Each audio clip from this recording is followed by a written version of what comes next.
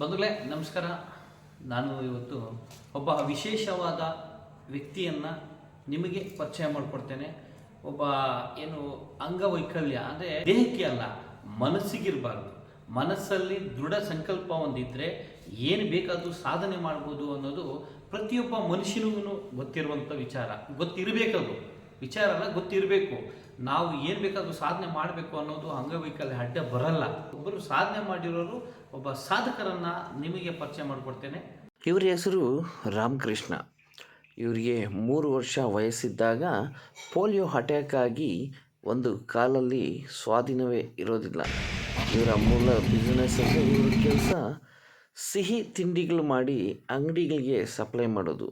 ಆ ಸಪ್ಲೈ ಮಾಡಿಕೊಂಡೇ ಕೆಲವೊಂದು ಕ್ರೀಡೆಗಳಲ್ಲಿ ಭಾಗವಹಿಸಿ ರಾಷ್ಟ್ರ ಮಟ್ಟದಲ್ಲಿ ಹೆಸರು ಮಾಡಿರುವಂತಹ ರಾಮಕೃಷ್ಣ ಎಲೆ ಮರೆ ಕಾಯಿದ್ದಂಗೆ. ನಮಸ್ತೆ ಸರ್. ನಮಸ್ಕಾರ ಸರ್, ಏನು ಕೆಲಸ ಮಾಡ್ತಾ ಇದ್ದೀವಿ ಸರ್? ನಾವು CTB ಬ್ಲಡ್ಡು ಕೆಲಸ ಮಾಡ್ತೀವಿ. ಅದರಲ್ಲಿ ವ್ಯಾಪಾರ ಮಾಡಿಕೊಂಡು ಜೀವನ ಮಾಡ್ಕೊಂಡು ಬರ್ತಾ ಇದ್ದೀವಿ. ಈಗ 1-2 ವರ್ಷದಿಂದ ಸ್ಪೋರ್ಟ್ಸ್ ಎಲ್ಲ ಆಗಾಗ ಹೋಗಿ ಬರ್ತೀವಿ. ನಮ್ಮ ಕೈಲಾದ ಮಟ್ಟಿಗೆ ಒಂದು ಪದಕ ತೊಗೊಂಡ್ಬರ್ತೀವಿ. ಈಗ ನೆಕ್ಸ್ಟು 16ನೇ ತಾರೀಕು ಇಂಡಿಯನ್ ಚಾಂಪಿಯನ್ಶಿಪ್ ಇದೆ ಗುಹೆಲೆಯಲ್ಲಿ, ಅಲ್ಲಿಗೆ ಹೋಗ್ತಾ ಇದ್ದೀವಿ. ಅಲ್ಲಿಗೆ ಹೋಗಿ 19ನೇ ತಾರೀಕು ಅಲ್ಲಿ ಪಾರ್ಟಿಸಿಪೇಷನ್ ಇದೆ. ಅದು ಮುಗಿಸ್ಕೊಂಡು ಬಂದಮೇಲೆ ಮತ್ತೆ ಮೇ ತಿಂಗಳಲ್ಲಿ ಏಷ್ಯನ್ ಚಾಂಪಿಯನ್ಶಿಪ್ ಇರುತ್ತೆ, ಅದರಲ್ಲಿ ಹೋಗಿ ಬರಬೇಕು. ಅದರಲ್ಲಿ ಆದಷ್ಟು ಪ್ರಯತ್ನ ಮಾಡಿ ಚಿನ್ನ ಗೆದ್ಕೊಂಡ್ಬರ್ಬೇಕು ಅಂತ ಒಂದು ನಂಬಿಕೆ ಇದೆ. ಅಲ್ಲ, ಇಷ್ಟು ಒತ್ತಡ ಇದೆ ನಿಮಗೆ, ಬ್ಯುಸಿ ಒತ್ತಡ ಇದೆ ನಿಮಗೆ, ಮನೆಯಲ್ಲಿ ನಿಮ್ಮದೇ ಆದಂಥ ಒಂದು ವೃತ್ತಿ ಇದೆ ಅಲ್ವಾ? ಅಷ್ಟು ವೃತ್ತಿ ಇದ್ಕೊಂಡು ಮತ್ತೆ ನೀವು ಯಾವ ರೀತಿ ನೀವು ಸಮಯ ಕೊಡ್ತೀರಿ ಆ ಒಂದು ಕ್ರೀಡೆ ಆಡೋದಕ್ಕೆ? ಕ್ರೀಡೆ ಡೇಟ್ ಮುಂಚಿತವಾಗಿ ಗೊತ್ತಿದ್ದಾಗ ಅದಕ್ಕೆ ತಕ್ಕಾಗೆ ಮುಂಚಿತವಾಗಿ ಆ ಕೆಲಸಗಳನ್ನೆಲ್ಲ ಮಾಡಿಕೊಂಡು ಆ ಟೈಮ್ ಸರಿಯಾಗಿ ಅಲ್ಲಿ ಹೋಗ್ಬೇಕು ಅಂತ ವ್ಯವಸ್ಥೆ ಮಾಡ್ಕೊತೀನಿ. 2 ದಿವಸ 3 ದಿವಸ ಆದಾಗ ಅದಕ್ಕೆ ತಕ್ಕಂಗೆ ವ್ಯವಸ್ಥೆ ಮಾಡ್ತೀನಿ. ಜಾಸ್ತಿ ದಿವಸ ಇರಬೇಕಾದಾಗ ಏನು ಮಾಡೋದು ಅಂದ್ಬಿಟ್ಟು ಅಲ್ಲಿ ಹೋಗೋಕ್ಕಾಗ್ದಿರ ಇಲ್ಲೇ ಉಳ್ಕೊಂಡು ಇರೋಕ್ಕೂ ಸಂದರ್ಭ ಜಾಸ್ತಿ ಐತೆ. ಚೆಸ್ ಇತ್ತು ಜಾರ್ಖಂಡಲ್ಲಿ ನ್ಯಾಷನಲ್ಲು, ಅಲ್ಲಿ 1 ವಾರ ಇರಬೇಕು ಅನ್ನೋದ್ರಿಂದ ಅಲ್ಲಿ ನಾನು ಹೋಗಿಲ್ಲ ಚೆಸ್ಸಿಗೆ. ಇಲ್ಲಿ 2 ದಿವಸ ಇರೋದ್ರಿಂದ ಗ್ಯಾಲರ್ಗೆ ಹೋಗ್ತಾಯಿದ್ದೀನಿ. ಈ ಥರ 2 ದಿವಸ 3 ದಿವಸ ಆದರೆ ಎಲ್ಲಿಗೆ ಬೇಕಾದ್ರೂ ಹೋಗಿ ಬಂದ್ಬಿಡ್ತೀನಿ. ಜಾಸ್ತಿ ದಿವಸ ಆದಾಗ ಇಲ್ಲಿ ವ್ಯಾಪಾರ ಬಿಟ್ಟು ಜಾಸ್ತಿ ಇರೋಕ್ಕಾಗಲ್ಲ. ಅಕಸ್ಮಾತ್ ಇದ್ರೂ ಕೂಡ ಆರ್ಥಿಕ ಸಮಸ್ಯೆ ಜಾಸ್ತಿ ಆಗ್ತದೆ. ಯಾಕಂದರೆ ಅವತ್ತು ಮಾಡಿ ಜೀವನ ಮಾಡಿದ್ರೇ ಸಮಸ್ಯೆ ಬರೀ ಸಾಕಾಗೋದು, ಇಲ್ಲಾಂದರೆ ಕಷ್ಟ. ಈಗ ಕೈ ಕಾಲು ಚೆನ್ನಾಗಿರೋರಿಗೇನೆ ಅವಕಾಶಗಳು ಸಿಗಲ್ಲ. ತುಂಬ ಜನ ಅವರೇ, 150 ಕೋಟಿ ಜನಸಂಖ್ಯೆಯಲ್ಲಿ ಕೈ ಕಾಲು ಚೆನ್ನಾಗಿರೋರಿಗೆ ಅವಕಾಶ ಸಿಗಲ್ಲ. ನಿಮಗೆ ವಿಶೇಷ ಚೇತನ ಒಂದು ಇದರಲ್ಲಿ ನಿಮಗೆ ಅವಕಾಶ ಸಿಗುತ್ತಾ? ಅವಕಾಶ ಎರಡರಲ್ಲೂ ಒಂದೇ ಥರನೇ. ಅಂಗವೈಕಲರು ಅದರಲ್ಲೂ ಕಾಂಪಿಟೇಷನ್ ಜಾಸ್ತಿ ಇದೆ. ಎಲ್ಲ ರಾಜ್ಯಗಳಿಂದನೂ ಬರ್ತಾರೆ. ಆ ರಾಜ್ಯಗಳಲ್ಲಿ ನಮ್ಮ ರಾಜ್ಯದಿಂದ ಹೋದವರು ಯಾವ ಮಟ್ಟಿಗೆ ಗೆದ್ದಿರ್ತೀವಿ ಅನ್ನೋದ್ರ ಮೇಲೆ ನಮ್ಮ ಕರ್ನಾಟಕ ಹೆಸರು ಬರ್ತಾ ಇದೆ. ಕರ್ನಾಟಕದಲ್ಲಿ ಯಾವ ಊರಿಂದ ಬಂದಿದ್ದಾರೆ ಅಂದಾಗ ಬೆಂಗಳೂರು, ನಾವು ಆಣೆಕಲ್ ಅಂತ ಹೇಳ್ಕೊಂಡ್ರೆ ನಮಗೆ ಹೆಮ್ಮೆ ಪಡ್ಕೊತೀವಿ. ಹಾಗೆ ಪ್ರತಿಯೊಂದು ರಾಜ್ಯದಿಂದನೂ ಬರ್ತಾರೆ. ಇಷ್ಟು ಬಿಸ್ನೆಸ್ ನೋಡ್ಕೊತೀರಲ್ಲ, ನೀವು ಈ ಕ್ರೀಡೆ ಆಡಬೇಕಾದ್ರೆ ನಿಮ್ಗೆ ಯಾರು ಸ್ಫೂರ್ತಿ, ಯಾಕೆ ನಿಮ್ಗೆ ಆಲೋಚನೆ ಬಂತು? ನನಗೆ ಆಡಬೇಕು ಅನ್ನೋದು ಚಿಕ್ಕ ವಯಸ್ಸಿಂದನೇ ಐತೆ. ಸ್ಪೋರ್ಟ್ಸ್ ಅಂದರೆ ನನಗೆ ಇಷ್ಟ ಚಿಕ್ಕ ವಯಸ್ಸಿಂದನೇ. ಅದರಲ್ಲಿ ಇವಾಗ 2 ವರ್ಷದಿಂದ ಈಚೆಗೆ ರಘುಪತಿಯವರು ನಮಗೆ ಸ್ಪೋರ್ಟ್ಸ್ ಐತೆ ಅಂತ ಹೇಳಿದ್ರು. ನಮ್ಗೆ ಮುಂಚಿತವಾಗಿ ಅದ್ರ ಮೇಲೆ ಇಂಟ್ರೆಸ್ಟ್ ಇರೋದ್ರಿಂದ ಸೇರೋಣ, ಆಯಿತು ಬನ್ನಿ ಹೋಗೋಣ ಅಂತ ಹಾಸನ್ಗೆ ಫಸ್ಟ್ ಟೈಮ್ ಹೋದ್ವಿ. ಅಲ್ಲಿ 3rd ಪ್ರೈಸ್ ಗೆದ್ವಿ. ಅಲ್ಲಾದಮೇಲೆ ಬೆಂಗಳೂರಲ್ಲಿ ಆಡಿದ್ರು, ಅಲ್ಲಿ ಫಸ್ಟ್ ಪ್ರೈಸ್ ಗೆದ್ವಿ. ಅಲ್ಲಿದ್ದಾದಮೇಲೆ ಮಥುರಾಗೆ ಹೋದ್ರಿ, ಅಲ್ಲಿ ಮೆಡಲ್ ಮಾಡೋಕ್ಕಾಗಿಲ್ಲ. ಆಮೇಲೆ ನಾಗ್ಪುರ್ಗೆ ಹೋದ್ರಿ, ಅಲ್ಲೂ ಸಹ ಮೆಡಲ್ ಮಾಡೋಕ್ಕಾಗಿಲ್ಲ. ಮತ್ತು ಕರ್ಕಲಾಗೆ ಹೋದ್ರಿ, ಅಲ್ಲಿ ಫಸ್ಟ್ ಪ್ರೈಸ್ ಮಾಡೋಕ್ಕಾಯಿತು. ಮತ್ತು ಏಷ್ಯಾ ಕಪ್ ಇದಕ್ಕೆ ಹೋದ್ರಿ, ಅಲ್ಲಿ ಕಾಂಪಿಟೇಷನ್ ಜಾಸ್ತಿ ಇರೋದ್ರಿಂದ ನನ್ನ ಕೈಯಲ್ಲಿ ಮೆಡಲ್ ಮಾಡೋಕ್ಕಾಗಿಲ್ಲ. ಈ ಸತಿ ಇಂಡಿಯನ್ ಚಾಂಪಿಯನ್ಶಿಪ್ ಹೋಗ್ತಾ ಇದ್ದೀನಿ, ಖಂಡಿತವಾಗ್ಲೂ ಮೆಡಲ್ ಮಾಡ್ಕೊಂಡು ಬರ್ತೀನಿ ಅಂತ ಹೇಳ್ತೀನಿ. ಸರ್, ಈಗ ನೀವು ಎಷ್ಟು ಸತಿ ಏನೋ ಈ ಒಂದು ಪಂಜ ಕುಸ್ತಿ ಇರ್ಬೋದು ಅಥವಾ ಎಷ್ಟು ಆಟಗಳಲ್ಲಿ ನೀವು ಭಾಗವಹಿಸಿದ್ದೀರಾ? ಯಾವ್ಯಾವ ಆಟಗಳಲ್ಲಿ ಭಾಗವಹಿಸಿದ್ದೀರಾ? ನಾನು ಚೆಸ್ಸು, ಆರ್ಚರಿ ಮತ್ತು ಪಂಜ ಕುಸ್ತಿ 3 ಭಾಗವಹಿಸಿದ್ದೀನಿ. ಸ್ವಿಮ್ಮಿಂಗ್ ಭಾಗವಹಿಸ್ಬೇಕು ಅಂತ ಎದುರು ನೋಡ್ತಾ ಇದ್ದೀನಿ. ಅದಕ್ಕೆ ಅಂತ ಲಿಂಕ್ ಇನ್ನೂ ಸಿಕ್ಕಿಲ್ಲ. ಅದರಲ್ಲಿ ಭಾಗವಹಿಸ್ಬೇಕಂತ ಆಸೆ. ಈಗ ಅರ್ಚರಿ ಇದರಲ್ಲಿ ನಾವು ರಘುಪತಿ ಅವರೇ ಫಸ್ಟು ಅರ್ಚರಿ ಇದರಲ್ಲಿ ಹೋಗಿ ಫೀಸ್ ಕಟ್ಬಿಟ್ಟು ಬಂದ್ವಿ, 6,000 ರೂಪಾಯಿ ಟ್ರೈನಿಂಗ್ಗೆ. ಸರಿ ಅಂದ್ಬಿಟ್ಟು ಬಂದಮೇಲೆ ನಾನು ಒಂದು 4 ಕ್ಲಾಸ್ ಅಟೆಂಡ್ ಮಾಡಿದ್ದೀನಿ. ನ್ಯಾಷನಲ್ ಆರ್ಚರಿ ಐತೆ ಅಂತ ಆನ್ಲೈನ್ ಇದರಲ್ಲಿ ನಡೀತಾ ಇತ್ತು. ಅದಕ್ಕೆ ಪೇಮೆಂಟ್ ಮಾಡ್ತಾಯಿದ್ರು. ಮೇಡಮ್ ನಾನು ಮಾಡ್ತೀನಿ ಅಂತೇಳಿ, ನೀವು ಇನ್ನೂ 4 ಕ್ಲಾಸ್ ಅಟೆಂಡ್ ಮಾಡಿದ್ರಿ, ಇನ್ನೂ ಬಿಲ್ಲು ಬಾಣ ಬಿಡೋಕ್ಕೆ ಸ್ಟಾರ್ಟ್ ಮಾಡಿಲ್ಲ, ನೀವು ಅಟೆಂಡ್ ಮಾಡೋದು ಬೇಡ, 2 ವರ್ಷದಿಂದ ಟ್ರೈನಿಂಗ್ ತೊಗೊತಾ ಇದ್ದಾರೆ, ಅವ್ರಿಗೆ ನಾವು ಕೇಳಿದ್ರೆ ಬೇಡ ಅಂತ ಇದ್ದಾರೆ, ನೀವು ಮಾಡಬೇಡಿ ಅಂತ ಹೇಳಿದ್ರು. ಇಲ್ಲ ಮೇಡಮ್, ನನ್ನ ಮೇಲೆ ನಂಬಿಕೆ ಐತೆ, ನೀವು ಹೇಳ್ಕೊಡೋದ್ರ ಮೇಲೇನು ನನ್ನ ನಂಬಿಕೆ ಐತೆ, ನಾನು ಮಾಡ್ತೀನಿ ಅಂತೇಳಿ ಇದು ಮಾಡಿದೆ. 10 ಕ್ಲಾಸ್ ಮುಗಿತಾ ಇದ್ದಂಗೆ ಆನ್ಲೈನ್ ಅರ್ಚರಿ ಕಾಂಪಿಟೇಷನ್ ಐತೆ, ಅದರಲ್ಲಿ ಭಾಗವಹಿಸಿ 2nd ಪ್ರೈಸ್ ಆಯಿತು. ಮೇಡಮ್ ಅವ್ರಿಗೇನೆ ಆಶ್ಚರ್ಯ ಆಯಿತು, 2 ವರ್ಷದಿಂದ ಟ್ರೈನಿಂಗ್ ತೊಗೊಂಡು ಮೆಡಲ್ ಮಾಡಿಲ್ಲ, ನೀವು ಫಸ್ಟ್ ಟೈಮ್ ಬಂದು ಟ್ರೈನಿಂಗ್ ತೊಗೊಂಡು 2nd ಪ್ರೈಸ್ ಗೆದ್ದಿರ ಅಂದರೆ ನನಗೆ ಆಶ್ಚರ್ಯ ಆಗ್ತದೆ ಅಂತೇಳಿ ಅವ್ರ ಕೈಯಿಂದನೇ ನನಗೆ ಸರ್ಟಿಫಿಕೇಟ್ ಕೊಟ್ಟರು. ಯಾವ್ಯಾವ ಆಟದಲ್ಲಿ ಏನೇನು ಪ್ರೈಸ್ ಗೆದ್ದಿದ್ದೀರಾ? ಅರ್ಚರಿಯಲ್ಲಿ ಸರ್ಟಿಫಿಕೇಟ್ ಇಂದ ಆಯಿತು.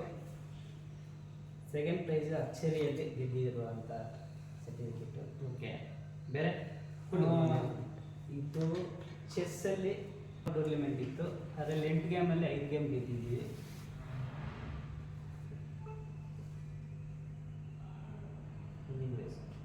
ಈ ಕ್ರೀಡಾ ಸಂಸ್ಥೆಯಲ್ಲಿ ಭಾಗವಹಿಸಿದ್ದಕ್ಕೆ ಹೋಗಿ ಬಂದಿದ್ವಿ. ಇನ್ನಿರುವ ಇದೆಲ್ಲನೂ ಪಂಜಾಬ್ ಕುಸ್ತಿಯಲ್ಲಿ ಗೆದ್ಕೊಂಡು, ಇದು ಕರ್ಕಲ್ ಅದರಲ್ಲಿ ಫಸ್ಟ್ ಪ್ರೈಸ್ ಗೆದ್ಕೊಂಡೆ. ಇದಕ್ಕೆ ಬೆಂಗಳೂರಲ್ಲಿ ಫಸ್ಟ್ ಪ್ರೈಸ್ ಇದರಲ್ಲಿ ಗೆದ್ಕೊಂಡ್ಬಂದೆ. ಇದು ಮೈಸೂರಲ್ಲಿ ಎಡಗೈ ಬಲಗೈ ಎರಡರಲ್ಲೂ ಫಸ್ಟ್ ಪ್ರೈಸ್ ಗೆದ್ಕೊಂಡೆ ಪಂಜಾಬ್ ಕುಸ್ತಿಯಲ್ಲಿ. ಇದು ಮೊಟ್ಟ ಮೊದಲ ಬಾರಿಗೆ ಹಾಸನದಲ್ಲಿ ಹೋದಾಗ 3rd ಪ್ರೈಸ್ ಗೆದ್ಕೊಂಡೆ. ಮತ್ತೆ ಮೆಡಲ್ಸ್ ಇದೆ ಏನಾದರೂ? ಮೆಡಲ್ಸು ಕಂಚೊಂದು, ಹಾಸನಲ್ಲಿ ಗೆದ್ದಂಥ ಮೊದಲನೇ 3rd ಪ್ರೈಸು. ಆಮೇಲೆ ಇದು ಬೆಂಗಳೂರಲ್ಲಿ ಗೆದ್ದಂಥ 2ನೇ ಪ್ರೈಸು. ಈಗ ಮೈಸೂರಲ್ಲಿ ಗೆದ್ಕೊಂಬಂದಂಥ ಎಡಗೈ ಬಲಗೈ ಎರಡರಲ್ಲೂ, ಅಂದರೆ ದಸರಾ ಅಲ್ಲ, ಈಗ ಮೊನ್ನೆ ನಡೀತು state level championship selection, national selection ನಡೀತು. ಅದರಲ್ಲಿ ಈಗ 2 ಗೆದ್ಕೊಂಡ್ಬಂದ್ವಿ. ಈಗ ಕರ್ಕಲ ಇದರಲ್ಲಿ ಮೊದಲನೇ ಪ್ರೈಸ್ ಗೆದ್ಕೊಂಬಂದಂಥ ಕಪ್ಪು.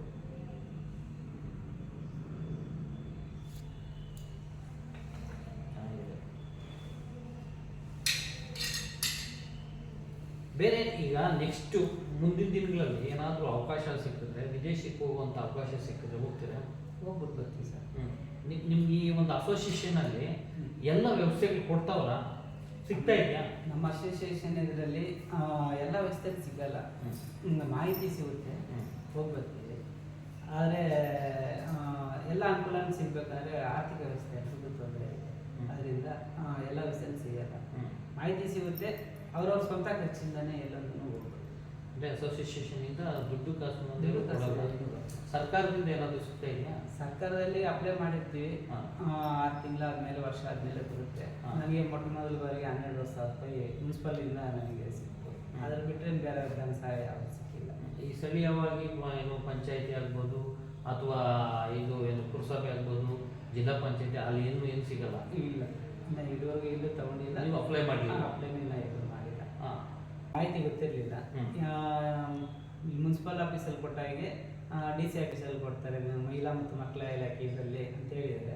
ಸರಿ ಅಂತ ಈ ಸರಿ ಗ್ಯಾಲರಿಗೆ ಹೋಗೋದಕ್ಕೆ ಮುಂಚಿತವಾಗಿ ಹೋಗಿ ಅರ್ಜಿ ಕೊಟ್ಟಿದ್ದೀವಿ, ಈ ಥರ ಹೋಗ್ತಾ ಇದ್ದೀವಿ ಅಂತ. ಹೋಗಿ ಬನ್ನಿ, ಮೆಡಲ್ ಮಾಡ್ಕೊಂಡು ಬನ್ನಿ, ಆಮೇಲೆ ಮಾಹಿತಿ ಹೇಳ್ತೀವಿ ಅಂತ ಹೇಳಿದ್ದಾರೆ.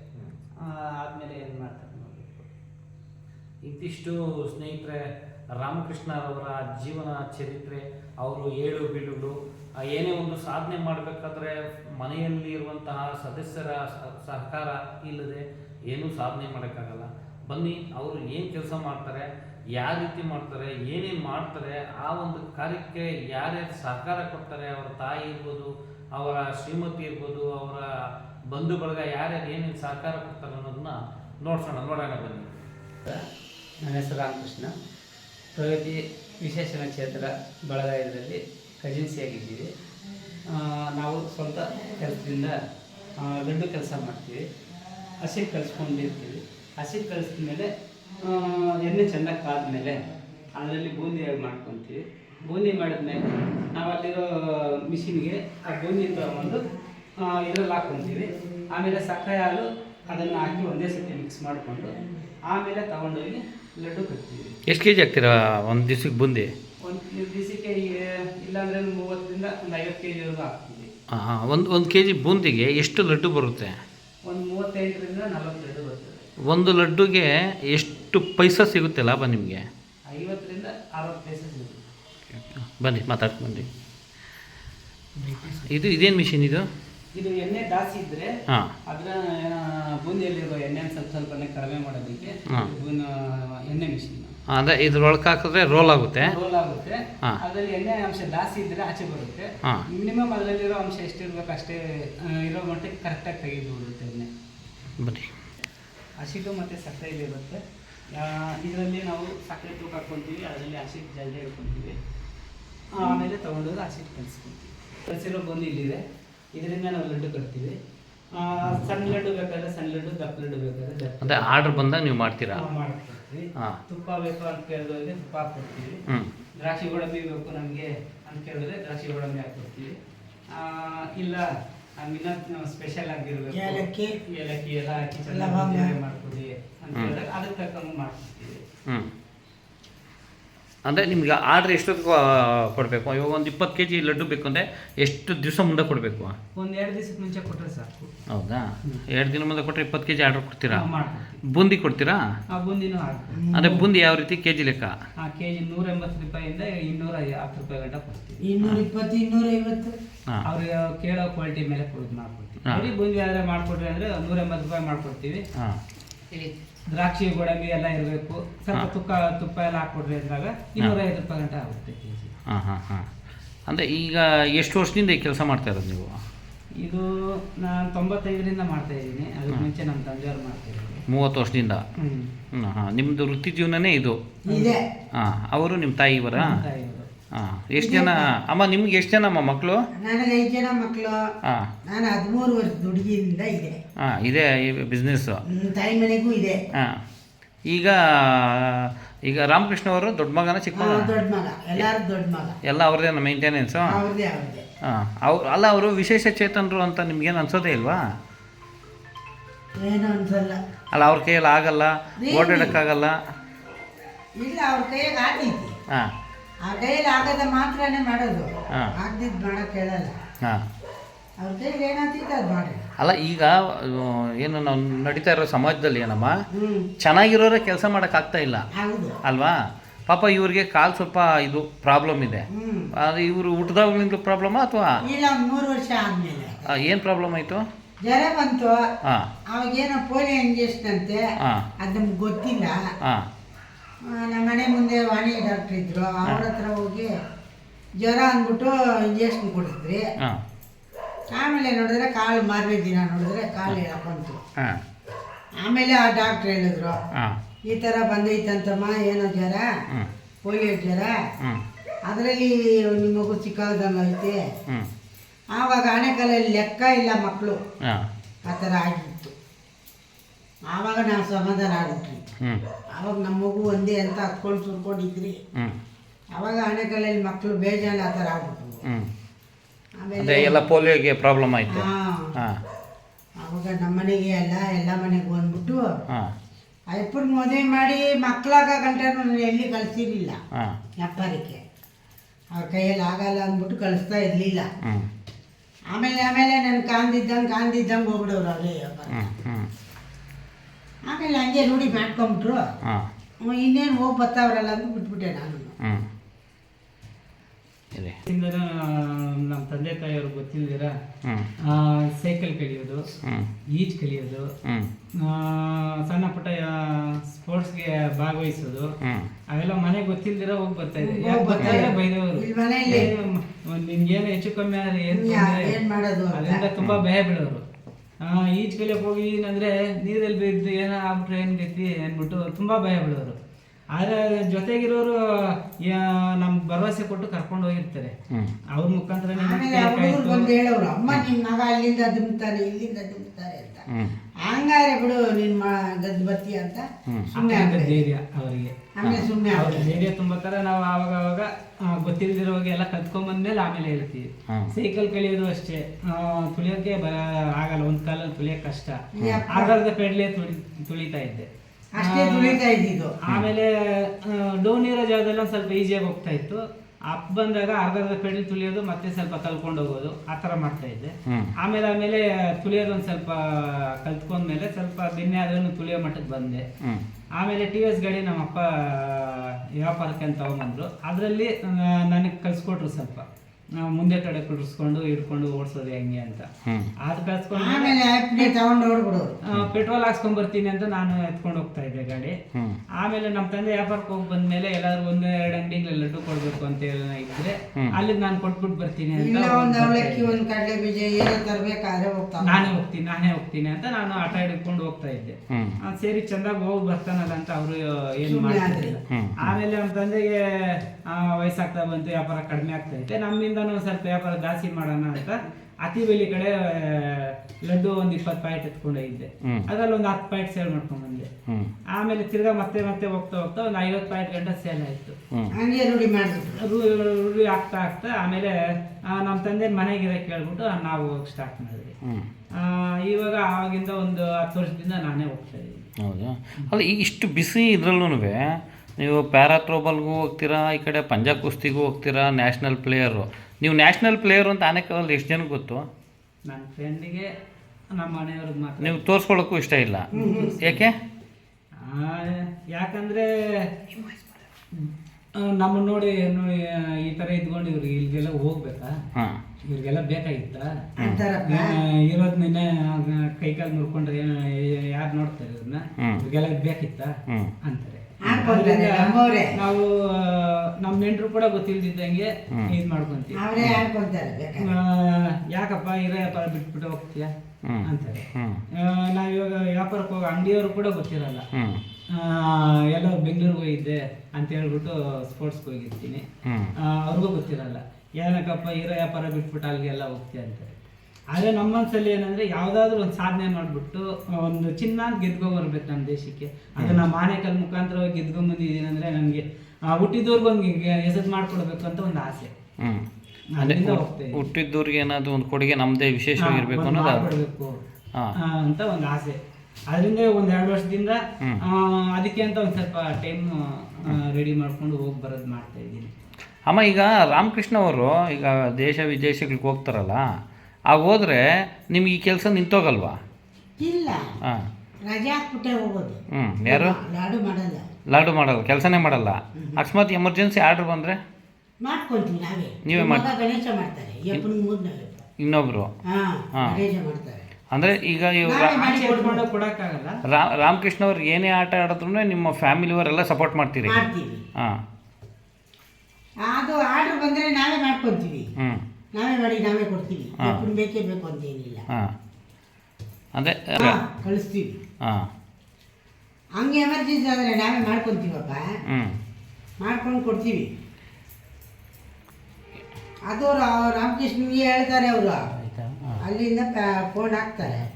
ರಾಮಕೃಷ್ಣರವರು ಪ್ರತಿದಿನ 50 kg ಬೂಂದಿನ ಲಡ್ಡು ಮಾಡಿ, ಆ ಲಡ್ಡುನ ಪಾಕೆಟ್ ಮಾಡಿ, ಆ ಪಾಕೆಟನ್ನು TVSಲ್ಲಿ ತಗೊಂಡು ಪ್ರತಿ ದಿವಸ ಅಂಗಡಿಗಳಿಗೆ ಡೆಲಿವರಿ ಕೊಡ್ತಾರೆ. ಆ ಒಂದು ಪಾಕೆಟಿಂದ ಒಂದು 5 ರೂಪಾಯಿ ಇಲ್ಲ 10 ರೂಪಾಯಿ ಸಿಗ್ಬೋದು. ಅದರಲ್ಲೇ ಪೆಟ್ರೋಲ್ ಖರ್ಚು, ಮನೆ ಖರ್ಚು ಎಲ್ಲ ಅದರಲ್ಲೇ ಮೇಂಟೈನ್ ಮಾಡಿಕೊಂಡು ಇರುವಂತಹ 5 ಜನ ಅಣ್ಣ ತಮ್ಮಂದಿರಿಗೂ ಒಂದೊಂದು ಮನೆಯನ್ನು ಕಟ್ಕೊಟ್ಟಿದ್ದಾರೆ. ಸಾಧನೆ ಅನ್ನೋದಕ್ಕೆ ಅಂಗವೈಫಲ್ಯ ಅಡ್ಡ ಬರಬಾರ್ದು. ಮನಸ್ಸಲ್ಲಿ ಸಾಧಿಸುವ ಛಲ ಇದ್ದರೆ ಏನು ಬೇಕಾದರೂ ಸಾಧನೆ ಮಾಡಬಹುದು ಅನ್ನೋದಕ್ಕೆ ರಾಮಕೃಷ್ಣ ಅವರು ಒಂದು ಉದಾಹರಣೆ. ಪ್ರತಿ ತಾಲೂಕಲ್ಲೂ ಸಹ ಈ ರೀತಿಯ ಒಬ್ಬ ಸಾಧಕರನ್ನು ಗುರುತಿಸಬೇಕಾಗಿರುವುದು ನಮ್ಮ ಪತ್ರಕರ್ತರ ಒಂದು ಕರ್ತವ್ಯ.